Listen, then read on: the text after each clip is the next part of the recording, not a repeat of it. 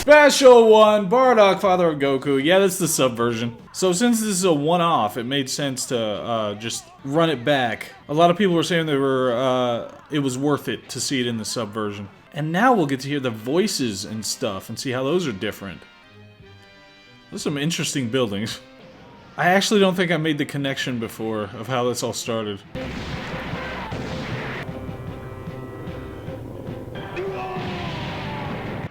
That was their mistake, having a moon.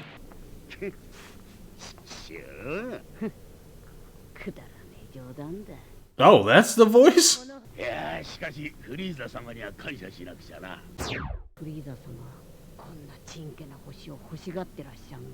Good question. Remember that.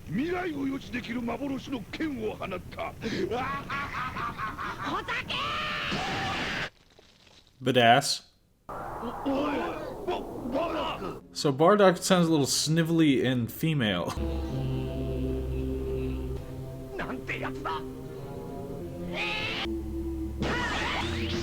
Vegeta!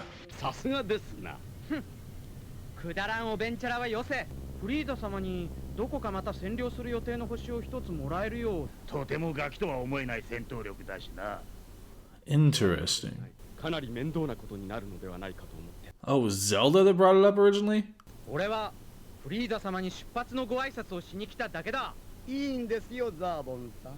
Vegeta is way more deferential in this version. And they have music during the transitions. Over 9,000? Planet Meat?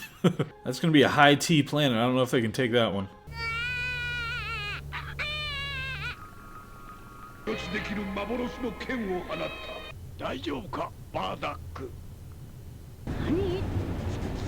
Nani?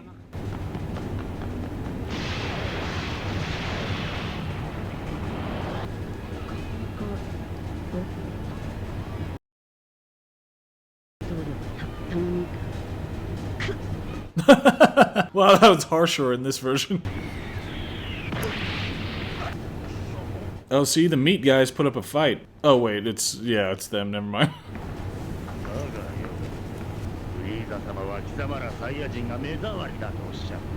Oh, is it less explicit in this one? Because he didn't say, oh, you're too powerful and that's why we have to do it.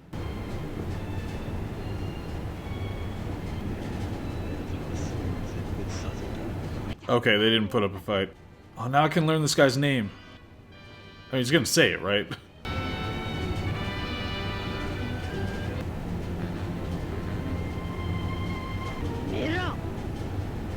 He didn't say his name! Oh, I don't think I noticed he put that on before.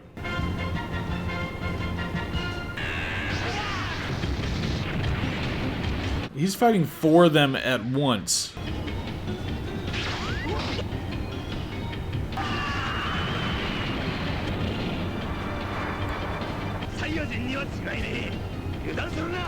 Damn straight he's just saying.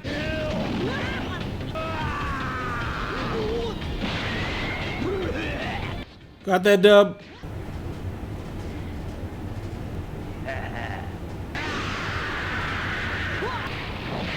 was a cool little animation, addition to the animation to show all that.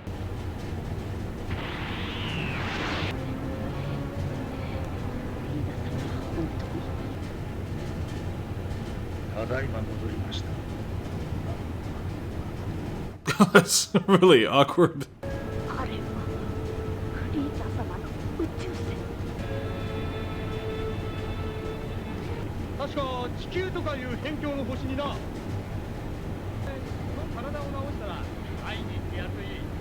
Oh, that would have been interesting.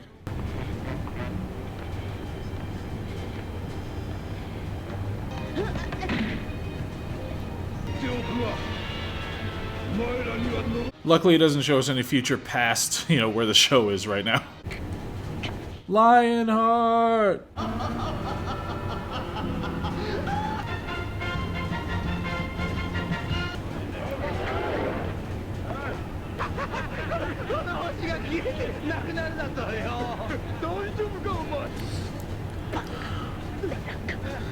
He's trying to tell him. Trying to tell him.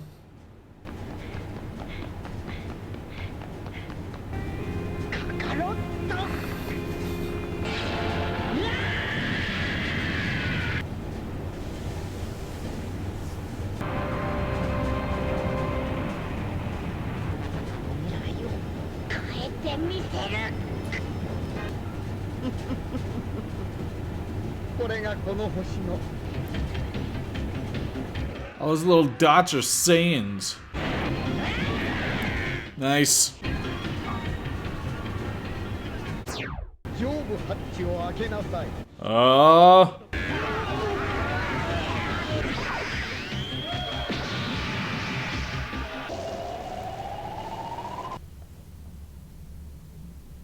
It's pretty damn intense that Frieza could just do this.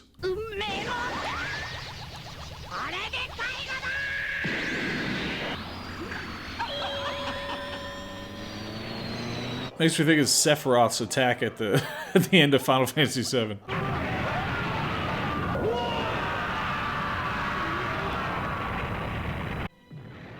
And there it goes.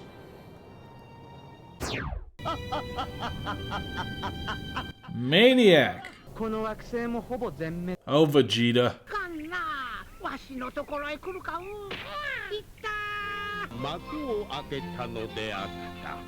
Dragon Ba? There it is. Okay, so that was the sub version. There were definitely some changes in the translation of what was said, and glaringly, you know, Vegeta was definitely much more deferential to Frieza when they had their little interaction than in the dub. And so was Bardock's voice actor, was that Goku's voice actor? His voice just sounded a little strange for an adult Saiyan who doesn't have the kind of naive, childlike pedigree that Goku does. And I know there were some other changes too. I mean, you'd have to watch them side by side, or having seen, you know, each of them a bunch of times to be able to pick all this stuff out. But the music definitely stands out in the dub version. Like, that is very distinctive music relative to the sub. I think they overdid it.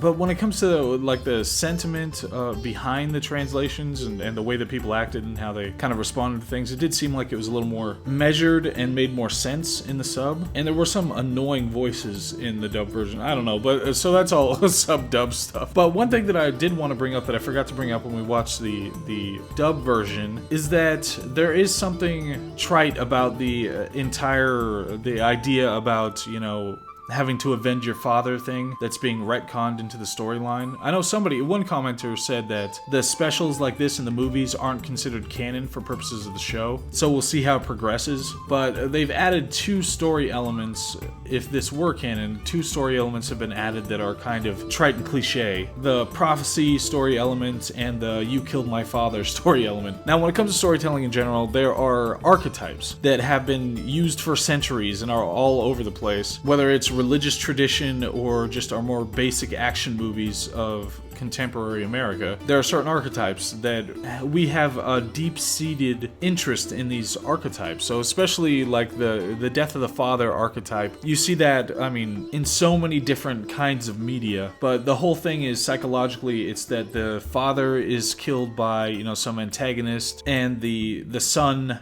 gets to not only grow strong and avenge the father, but in avenging the father gets to demonstrate his superiority to the father who's the authority figure. So this is something that shows up a lot in storytelling, and there are ways to do cliches like this well, you know, when you still tell a compelling story and you have good characters and plot makes sense and all that sort of thing. But it can also just be a restatement of the stereotype or the cliche. But for our purposes, so we know this exists and we watched it a couple times now and have an idea of some of the background story, but we're not going to treat it as canon relative to the show. The show's the show, and we're just going to get back to enjoying that. So hopefully see you in the next episode. And watch Kid and Repair. Thanks. Bye.